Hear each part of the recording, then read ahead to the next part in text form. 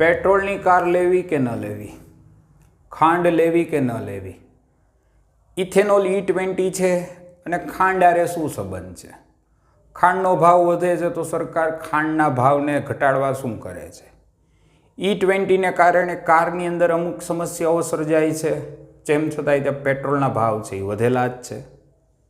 Car, petrol, petrol, car, ethanol, car, વેચાણ, petrol, બધી બાબતો વિશે વાત કરીશું. મધ્ય પૂર્વના દેશોમાં ચાલી રહેલા યુદ્ધ અને યુદ્ધના લીધે સર્જાયેલી જે પેટ્રોલની અછત વચ્ચે છે, એક બાજુ વાહન ચાલકો અને બીજી બાજુ સામાન્ય ગૃહિણીઓનું બજેટ છે એ ખોરવાઈ ગયું છે. પેટ્રોલમાં 20% ઇથેનોલનું જે મિક્સ કરવાથી એક વિવાદ છે એ ચાલે છે સમગ્ર દેશની અંદર. તો બીજી તરફ દેશમાં ખાંડના ભાવોની અંદર તીવ્ર વધારો થયો છે. સરકારે પેટ્રોલની અછત દૂર કરવા માટે પેટ્રોલમાં ઇથેનોલનું પ્રમાણ છે એ 5%થી વધારીને 20% એટલે કે E20 કરી દીધું છે. સામાન્ય રીતે દેશની અંદર દર વર્ષે છે એ 22,000 લાખ લીટર ઇથેનોલની ખરીદી છે એ સરકાર છે એ કરે છે, કે જેમાંથી 900 લાખ લીટર શેરડીમાંથી છે અને બાકીનું મકાઈ તથા ચોખામાંથી મેળવવામાં આવે છે. તો શેરડીમાંથી ખાંડ બને છે અને શેરડીમાંથી ઇથેનોલ બને છે, જેમાંથી અત્યારે શેરડીનો રસ છે તેમાંથી સૌથી વધુ ખાંડ મિલોની અંદર જોવા મળે છે. તો પેટ્રોલની અંદર જે ઇથેનોલ વધારવાથી એક મોટી મુશ્કેલી એ ઊભી થઈ છે કે જે હવામાનનો ભેજ અને ઇથેનોલમાં રહેલા ક્લોરાઇડના કારણે કારો છે એ બંધ પડવાની વિવિધ ઇન્ટરનેટ ઉપર અથવા વિવિધ લોકલક્ષી સમસ્યાઓ છે એ સરકાર સામે આવી રહી છે. જુલાઈ 2026ની અંદર જે ફાડા છે, federation of automobile dealers associations, તેનો એક રિપોર્ટ છે એમ કહે છે કે પેટ્રોલ કારનો હિસ્સો છે એ ઘટી ગયો છે જે આ સમસ્યાને કારણે, જેમાં 41.60% જેટલો થઈ ગયો છે.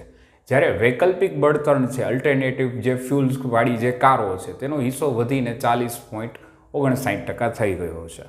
મારુતિ સુઝુકી હોય કે ટાટા મોટર્સ હોય અથવા મહિન્દ્રા જેવી અગ્રણીય કંપનીઓ માટે આ મુદ્દો છે એમાં જુદા જુદા બે મંતવ્યો છે એ જોવા મળે છે, જે ઓટોમોબાઈલ ઇન્ડસ્ટ્રી માટે મોટો ચિંતાનો વિષય છે અત્યારે બની ગયો છે. બીજી તરફ ખાંડ, કે જે તહેવારોના ટાણે જ તે દેશમાં ખાંડના ભાવની અંદર 10% જેટલો વધારો થયો છે. તો ભારત વિશ્વમાં ખાંડનો બીજા ક્રમનો સૌથી મોટો ઉત્પાદક દેશ હોવા છતાંય આ વખતે છે એ ચોમાસાનો વરસાદ છે એ 13% ઓછો રહેતા શેરડીના પાકને ભારે નુકસાન કે ઓછી અસર છે ઉત્પાદન થયું છે. તો એક કારણ છે એ ગણવામાં આવે છે.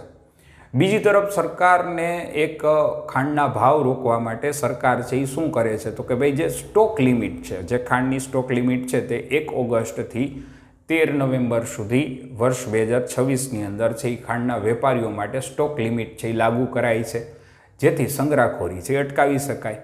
આ ઉપરાંત જે આયાત જકાત છે, ઇમ્પોર્ટ ડ્યુટી છે, જે વર્ષ 2018માં સરકારના ખેડૂતોના જે સંરક્ષણ માટે છે એ 100% કરાયેલી હતી, આયાત જકાત જે હવે સરકારે ઘટાડી શકે છે અથવા નાબૂદ પણ કરી શકે છે, જેથી કરીને એક સ્થિર ભાવ છે એ બજારની અંદર જે ખાંડના ભાવ છે એ વધે છે એ ઘટાડી શકે છે.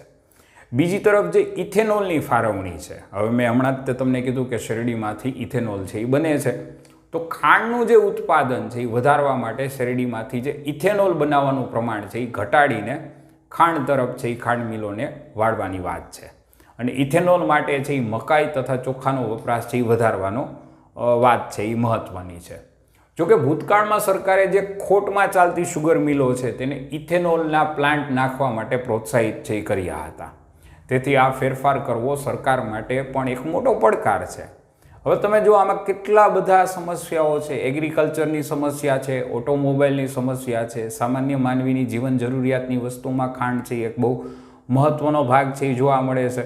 તો આ બધી બાબતો વિશે આપણે અર્થશાસ્ત્રની અંદર અભ્યાસ કરીએ છીએ. ધોરણ 11ની અંદર ઇકોનોમિક્સ અર્થશાસ્ત્રમાં તો માંગ અને પુરવઠા આધારિત જે બે પાઠો છે એ આવે જ છે. તો માંગનો એક બહુ સીધો સરળ અર્થ છે કે કોઈ એક ચોક્કસ સમય અને કિંમત ગ્રાહકની વસ્તુ ખરીદવાની ઈચ્છા શક્તિ અને તૈયારીને વસ્તુની માંગ કહે છે. તો આ બેઝિક બાબતો આપણે ખાંડ અને ઇથેનોલના અને પેટ્રોલ આધારિત છે જે ભાવ વધારો છે ખાંડનો, એના વિશે આપણે સમજ મેળવી. સબસ્ક્રાઈબ નાવ નીરવ મંદિર યુટ્યુબ ચેનલ.